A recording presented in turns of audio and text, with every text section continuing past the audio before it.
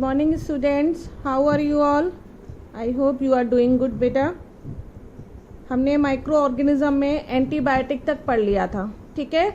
Now today we will start vaccine.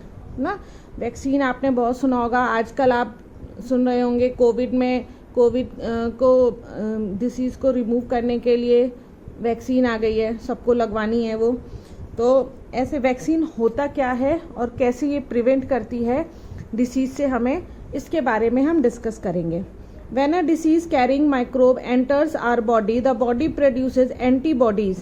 कह रहे हैं जब जो डिसीज़ कैरिंग माइक्रोब होते हैं, बैक्टीरिया होते हैं, वायरस होते हैं, जो भी वो जब हमारी बॉडी में एंटर करते हैं तो हमारी बॉडी क्या प्रोड्यूस करती है बेटा?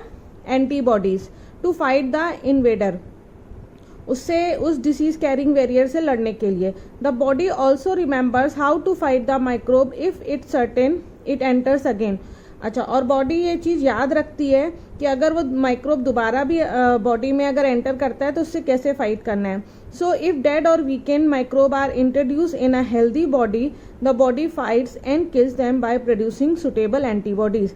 इसलिए अगर डेड और वीक माइक्रोब्स को हमारी बॉडी के अंदर डाल दिया जाए तो अगर उस डिसीज़ के माइक्रोब्स और उस डिसीज़ के वायरस अगर हमारे अंदर आएंगे तो वो जो हमारे अंदर वीकेंड माइक्रोब्स हैं वो उनसे फाइट कर सकते हैं और उनको किल कर सकते हैं. The antibodies remain in the body and we are protected from the disease causing microbes. This is how a vaccine works. इस तरीके से वैक्सीन वर्क करती है. मतलब क्या होता है, जिस माइक्रोब्स के कारण हमें वो डिसीज़ कॉज हो रही है, उस माइक्रोब्स का वीकेंड स्ट्रक्चर और डेड स्ट्रक्चर हमारी हेल्दी बॉडी में एंटर कराया जाता है वैक्सीन के थ्रू.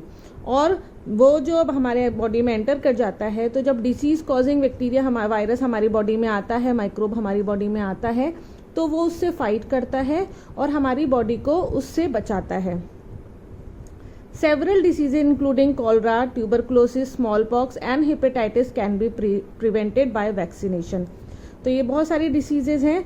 कॉलरा है, ट्यूबरक्लोसिस है, स्मॉल पॉक्स है, हेपेटाइटिस है. ये बच्चों को जब बच्चे बॉर्न होते हैं उसके बाद उनका वैक्सीनेशन होता है टाइम टू टाइम. तो ये सब इसीलिए होता है कि कुछ सर्टेन जो डिसीजेज हैं उनसे हमें हमारे बच्चों को या हम लोगों को सेव किया जा सके. और आजकल कोविड की भी वैक्सीन आ गई है, आपने सुना ही होगा. कोवैक्सीन है, कोविशील्ड है, स्पुतनिक है, बहुत सारी हैं. तो इनको लगवाना बहुत ज़रूरी है क्योंकि अगर कोरोना का जो वायरस है हमारी बॉडी में जाएगा तो ये वैक्सीन उससे फाइट करेगी. इस वैक्सीन में जो भी माइक्रोब्स हैं उससे फाइट करेंगे और हमको उस डिसीज से कॉज होने में या सीवियर इफेक्ट होने से उसे बचाएंगे. ठीक है. एडवर्ड जेनर थे बेटा जिन्होंने डिस्कवर किया था वैक्सीन का फॉर स्मॉल पॉक्स के लिए 1798 में. In your childhood, you must have been given injection to protect yourself against several diseases. Can you prepare a list of these diseases? You may take help from your parents. It is essential to protect all children against these diseases. Necessary vaccines are available in the nearby hospitals. You might have seen the advertisement on TV and newspaper regarding protection of children against polio under the Pulse Polio program. Polio drops given to children are actually a vaccine. ये vaccine जो है injection के through भी दी जाती है और polio की जो ड्रॉप्स दी जाती हैं वो भी वैक्सीन ही है जो पोलियो डिसीज से बचाती है. A world wide campaign against small pox has finally led to its eradication from most part of the world. These days vaccines are made on a large scale from micro organism to protect humans and other animals from several disease. अब क्या है, आजकल के समय में बहुत large quantity में vaccine का प्रोडक्शन हो रहा है जिससे कि ये सारी जो बीमारियां हैं, ये सारी जो डिसीज़ है उनसे हमको बचाया जा सके और एनिमल के लिए भी यूज़ होता है. ठीक है. इंक्रीजिंग सॉइल फर्टिलिटी, ये हम बेटा फ्रेंडली माइक्रो ऑर्गेनिज्म के बारे में पढ़ रहे हैं कि माइक्रो ऑर्गेनिज्म हमारे लिए हेल्पफुल कैसे हैं. ठीक है. तो वैक्सीन बनाने में भी हेल्पफुल है. अब नेक्स्ट पॉइंट है सॉइल की फर्टिलिटी को इंक्रीज करने में हेल्पफुल है. ठीक है. Some bacteria and blue green algae are able to fix nitrogen from the atmosphere to enrich soil with nitrogen and increase its fertility. These microbes are commonly called biological nitrogen fixers.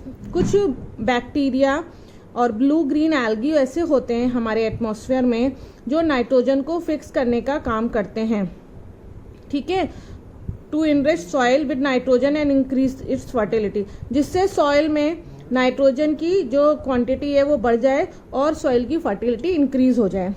ये जो microbes होते हैं इनको क्या कहते हैं? Nitrogen fixers. ये बेटा पूरा जो नाइट्रोजन फिक्सर्स के बारे में हम डिटेल में पढ़ेंगे नाइट्रोजन साइकिल में लास्ट में। नेक्स्ट आपका आता है क्लीनिंग द एनवायरनमेंट। सॉइल की फर्टिलिटी को इंक्रीज करने में हेल्प करते हैं, मेडिसिन बनाने में हेल्प करते हैं, वैक्सीन बनाने में हेल्प करते हैं, आपने देखा था कर्ड बनाने में हेल्प करते हैं। अब एनवायरनमेंट को क्लीन करने में भी हेल्प करते हैं माइक्रोब्स। कैसे करते हैं? Bujo and Paheli had observed that school gardener making manure along with their friends, they collected wastage of plants, vegetables and fruits from nearby houses and gardens. They put them in a pit meant for waste disposal. After some time, it decomposed and got converted to manure. Bujo and Paheli wanted to know how this had happened. तो दो बच्चे हैं बूझो और पहेली, उन्होंने observe किया कि जो गार्डन का जो माली है, गार्डनर है, वो मैन्योर बना रहा है, वो खाद बना रहा है। वो कैसे बना रहा है? उसने क्या किया, जितने भी वेस्ट प्लांट हैं, आपने देखा होगा अपने घर के आसपास पार्क में, गार्डन में, कि जो पत्तियां गिरी होती हैं, जो पेड़, जो टूटे फूटे पेड़ पौधों के मटेरियल होते हैं, प्लांट प्रोडक्ट होते हैं, उनको इकट्ठा करके एक साइड में कॉर्नर में रख देते हैं। तो जो वेस्टेज है प्लांट का, वेजिटेबल्स एंड फ्रूट्स जो नियर बाय हाउसेस से मिलते हैं, दे पुट डेम इन अ पिट, एक गड्ढा खोदा जाता है और उसमें सब भर दिया जाता है ये वेस्ट डिस्पोजल, और कुछ समय के बाद उसको डिकम्पोज होने के लिए रख देते हैं। तो ये डिकम्पोज होकर के क्या कन्वर्टेड किस में हो जाती है? मैन्योर में। अब ये कैसे होता है? Do you find any difference in the content of the two pots? If so, that is the difference you will find that plant waste in pot A has been decomposed. How did that happen? The plant waste has been converted into manure by the action of microbes. The nutrients released in the process can be used by the plants again.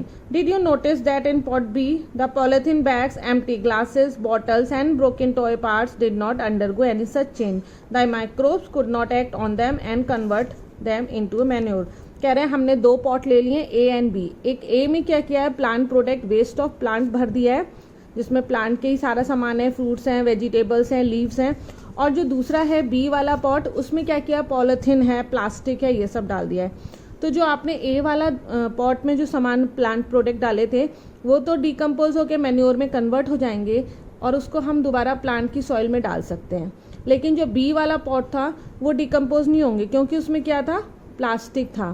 Plastic कभी decompose नहीं होता है, ठीक है, glasses है, plastic है, ये सब नहीं होंगे, तो वो हमारे लिए कोई यूजफुल नहीं है। You often see large amount of dead organic matter in the form of decaying plants and sometimes dead animal on the ground. You found that they disappear after some time. This is because the microorganism decompose dead organic waste of plant and animal, converting them into simple substances. These substances are again used by other plants and animals. Thus, microorganism can be used to degrade the harmful and smelly substances and thereby clean up the environment. अब क्या कह रहा है? आपने कई बार road पे देखा होगा, आपने आसपास देखा होगा, कोई एनिमल की डेथ हो जाती है, एक्सीडेंट हो जाता है, कोई चिड़िया मर जाती है, कोई भी लिविंग थिंग मरता है, प्लांट्स का वेस्ट पड़ा रहता है। थोड़े दिनों बाद आप देखते होंगे जो एनिमल डेड हुआ है उसकी स्किन वाला पार्ट है वो डिकम्पोज होने लगता है, मतलब वो गायब हो जाता है। कैसे? क्योंकि उसके ऊपर माइक्रो ऑर्गेनिज्म लग जाते हैं और वो उसको क्या करते हैं? डिकम्पोज, खा जाते हैं, खा लेते हैं। तो वो धीरे धीरे वहाँ उसको क्लीन कर देते हैं, मतलब उसका स्किन वाला एरिया पूरा क्लीन कर देते हैं। तो इस तरह से वो हमारे एनवायरनमेंट को भी क्लीन करते हैं, ठीक है। प्लांट प्रोडक्ट्स जो होते हैं उनको भी डिकम्पोज कर देते हैं और बाकी जो चीज़ें बचती हैं वो सॉइल में मिक्स हो जाती हैं। तो इस प्रकार से माइक्रो ऑर्गेनिज्म एनवायरनमेंट को क्लीन करने में भी हेल्प करते हैं। Now we will start harmful micro organism. यह हम स्टार्ट करेंगे नेक्स्ट वीडियो में, या लाइव क्लास है आपकी मंडे को, सबको अटेंड करनी है। ये जितना मैंने अभी तक पढ़ाया है सारा पढ़ के रखना है, क्योंकि I will ask you in the class, मैं आपसे क्लास में पूछूंगी। जो डायग्राम बनाने को दिए थे वो करके रखने हैं। और इसकी जो एक्सरसाइज है, अभी 3 और 4 पेज बचे हैं जो मैं आपको लाइव क्लास में ख़त्म करा दूंगी। इसकी जो एक्सरसाइज है इसको फाइंड आउट करके रखिएगा, मैं आपसे पूछूंगी, ठीक है। जो नहीं आएगा कोई प्रॉब्लम नहीं है, लेकिन यू हैव टू ट्राई, ठीक है। एंड अपनी बुक्स अपने स्कूल से ले लीजिए, वहाँ पे मिल रही हैं। और 8th क्लास से आपका बोर्ड है, तो be serious for your study. Okay, thank you, have a nice day.